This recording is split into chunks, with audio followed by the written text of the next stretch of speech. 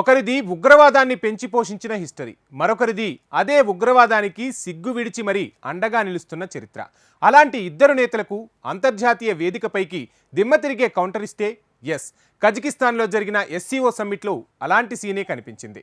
భారత్లో విధ్వంసాన్ని కోరుకునే పాకిస్తాన్ ప్రధాని షరీఫ్, చైనా అధ్యక్షుడు జిన్పింగ్ సమక్షంలోనే జయశంకర్ తన మార్కు పంచులు విసిరారు. ఉగ్రవాదాన్ని పెంచి పోషించేవారిని, మద్దతుగా నిలిచేవారిని ఏకాకిని చేయాలని ప్రపంచ దేశాలకు పిలుపునిచ్చారు. అయితే ఉగ్రవాదంపై విమర్శలకు జయశంకర్ ఎస్సీఓ సదస్సునే ఎందుకు ఎంచుకున్నారు? షాంఘై శిఖరాగ్ర సదస్సుకు ప్రధాని మోడీ పంపిన సందేశంలో అసలేముంది? Watch the story. Shahbaz Sharif Jinping కు ధమ్కి ఇచ్చిన జయశంకర్. ఉగ్రవాదంపై పాకిస్తాన్, చైనాలకు దిమ్మ తిరిగే counter. The terrorism in any form or manifestation cannot be justified or condoned. SCO summit నే జయశంకర్ ఎందుకు టార్గెట్ చేశారు? అంతర్జాతీయ వేదికలపై ఏ అంశంపై ఎలా రియాక్ట్ అవ్వాలో, ఎవరికి ఎలాంటి కౌంటర్ ఇవ్వాలో పక్కాగా తెలిసిన ఫారెన్ మినిస్టర్ గా జయశంకర్ కు గుర్తింపు ఉంది. ఉక్రెయిన్ రష్యా యుద్ధం తర్వాత ఆయన ఫేస్ చేసిన ప్రతి సవాల్ను చాలా సింపుల్ కౌంటర్లతోనే తిప్పికొట్టారు. రష్యా నుంచి ఆయిల్ దిగుమతుల దగ్గర నుంచి చాలా సవాళ్లను ఇంత ఈజీగా హ్యాండిల్ చేయొచ్చు అని ప్రపంచమే ఆశ్చర్యపోయేలా డీల్ చేశారు జయశంకర్. తాజాగా మరోసారి జయశంకర్ మార్క్ యాక్షన్ కనిపించింది. అది కూడా కజకిస్తాన్ క్యాపిటల్ సిటీ ఆస్తానాలో జరిగిన షాంఘై శిఖరాగ్ర సదస్సులో ప్రపంచ లీడర్ల సమక్షంలో ఉగ్రవాదంపై కొండ బద్దలు కొట్టేశారు. We have had our own experiences with cross-border terrorism. Let us be clear that terrorism in any form or manifestation cannot be justified or condoned. Harboring terrorists must be strongly condemned. Cross-border terrorism requires a decisive response, and terrorism finance and recruitment must be effectively countered. The SCO must never waver in its commitment. We cannot have double standards in this regard.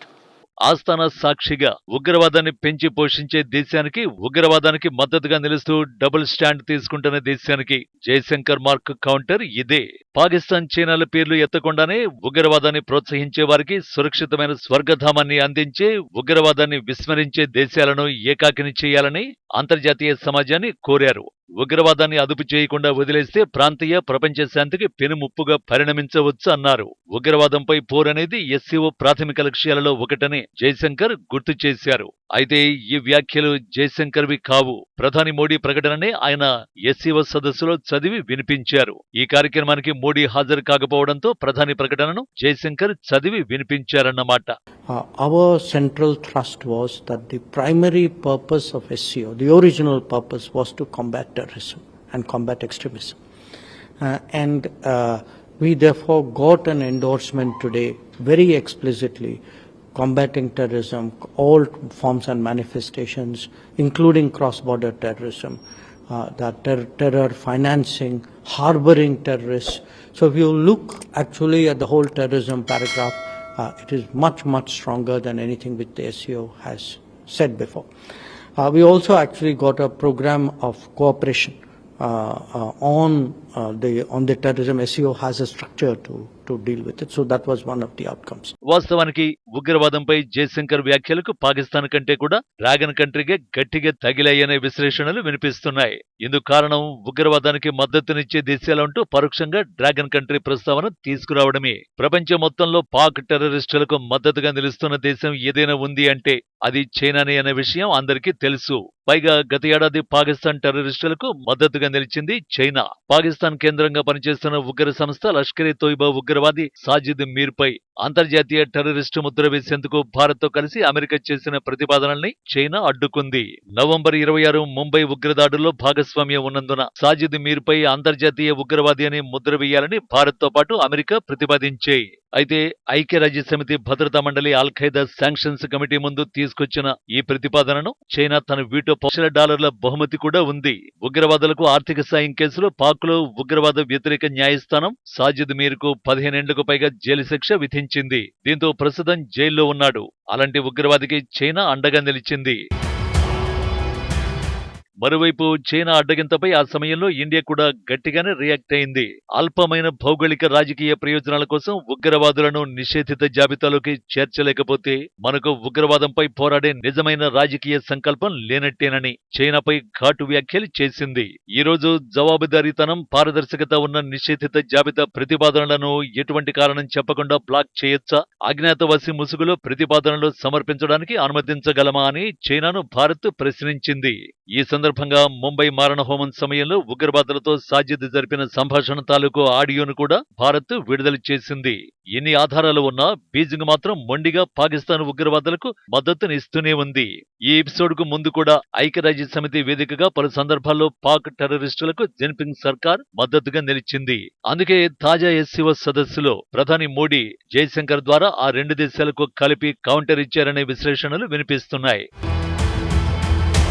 నిజానికి చాలా కాలంగా భారత్ ఉగ్రవాదంపై పోరాడుతోంది. ఇటీవలి కాలంలో ఆ పోరాటంలో వేగం పెంచింది కూడా. 2023లో భారత్ అధ్యక్షతన జరిగిన G20 శిఖరాగ్ర సదస్సులోనూ ఉగ్రవాదంపై బలమైన గొంతుక వినిపించారు.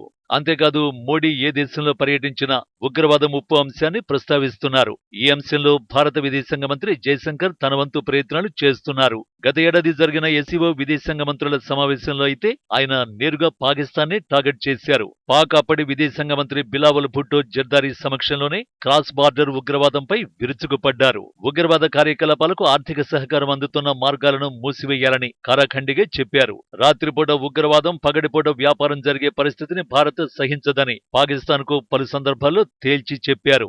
ఇతర పొరుగు దేశాలతో సత్సంబంధాలు కలిగి ఉన్నామని, కానీ పాకిస్తాన్ తో అలా ఉండకపోవడానికి కారణం ఉగ్రవాదమేనని తెగేసి చెప్పారు. But we have arrived at it now.